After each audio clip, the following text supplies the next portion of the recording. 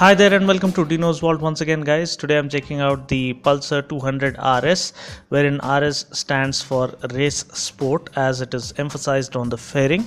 Now my channel is all set to cross the 1 million mark. I've just gone past 900,000 channel hits last week, and the celebration has already begun here at Dinos Vault.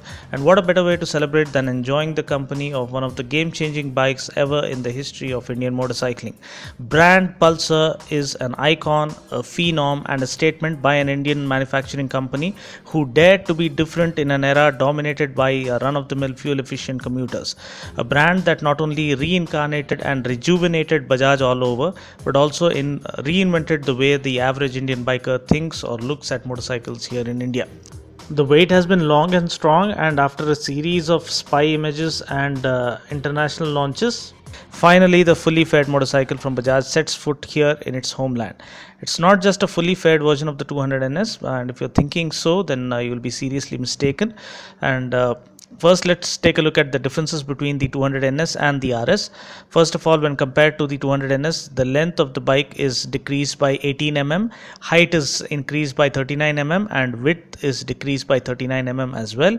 Wheelbase is shorter by 8 mm, and the ground clearance is decreased by 12 mm, so it stands now at 157 mm. The RS is also heavier by 20 kgs than the 200NS. Fuel tank capacity is 13 liters as opposed to 12 liters on the 200NS. Talking about the brakes, you get a 300 mm front disc as opposed to 280 mm front disc on the 200NS, and you get an optional ABS as well. Max speed claim is 140.5 kmph for the 200 RS as opposed to 135 kmph for the 200NS.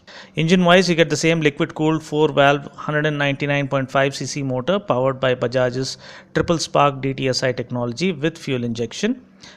Yes, fuel injection is an added change here in the RS series, and that puts out a maximum power of 24.5 PS at 9750 RPM and 18.6 Newton meters of torque at 8000 RPM. So you get 1 PS of more power and 0.3 Newton meters of more torque than the NS here with the RS.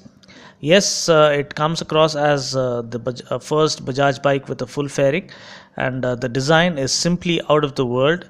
Yes, it seems inspired by the Energica concept electric superbike, but the work done on the fairing is so awe-inspiring that you would be left staring at the bike long and hard without even you noticing it.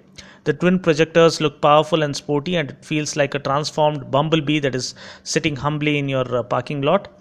Fit and finish is extremely good. The paint job is great. The crystal LED tail lamp layout is simply mesmerizing, and so are the Duke type turn indicators. The stubby midship race exhaust looks and sounds perfect. The perimeter frame holds everything together in the most beautiful way possible, as all the design elements come together in perfect harmony to form a marvelous design. The tank pads look great, and so does the well laid out split seat assembly. The 10-spoke alloy wheels perfectly complement the overall design of the bike.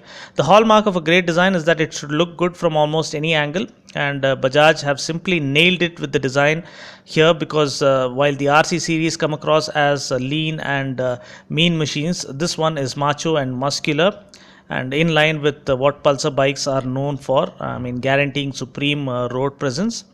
Talking about the test ride experience, first of all, Bajaj, this comes across as the first Bajaj bike to have ABS as an option, which means rider safety is taken care of. Now, taking a look at the instrument cluster, it is pretty much reminiscent to that of the 200NS. You do get an analog tachometer, and you get a digital speedo with 2 trip meters, odometer, side stand indicator, service reminder, and a clock. You also get a digital fuel gauge. You get a low battery and a low fuel indicator. The switch gear is of good quality, and the Pulsar is the only bike that comes with backlit switches, which looks really great at night. You do get all the standard switches like the engine kill switch, high beam flasher, etc. Now let's take a look at the exhaust note.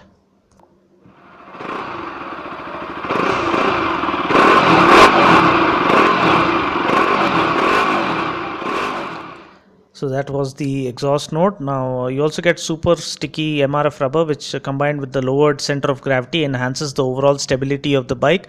Now talking about my first ride impression, The clutch is super light. I believe Bajaj do not want to hear any more complaints of heavy clutches in their bikes henceforth. That was evident from the Discover 150S and F, where both came with lighter clutches. Even the clutch travel is not too fast, so you can enjoy split-second effortless gear changes. The clip-on handlebars are of good quality and are ideally positioned.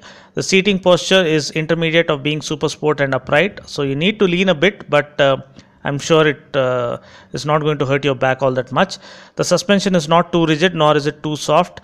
Unlike the 200NS, you do get fuel injection here along with liquid cooling, and engine feels like the RC series of bikes from KTM, but while the RC series offered raw untamed power, this one seems more composed and well tamed to set the streets ablaze. Gearing again is not too tall nor is it too short, and riding in higher gears at lower speeds doesn't result in engine knocking. There are no noticeable vibrations either. Bajaj have simply left no stone unturned with this bike, be it looks, features, specs. They have just tried to pack this bike right beyond its brim to make it stand out as an unbelievable, not just a supreme value for money, but an unbelievable value for money product. Price ex showroom Hyderabad starts at 1,20,204 for the non-ABS variant, goes up to 1,32,412 for the ABS variant. This bike is so intense in its looks and so intriguing in its persona that it surely can put to shame many of its Japanese rivals in and around its price point. This bike is something we Indians should be proud of because it stands as a testament to the fact that there is an Indian manufacturer who is brave enough to stare the competition in the face and say that we are no less than anybody else when it comes to building motorcycles on the world stage. So that's about it for now. I just hope this video was useful, and stay tuned for more action as it unfolds right here at Dinos Vault. Until next time, this is Dino saying ciao. Take care and God bless.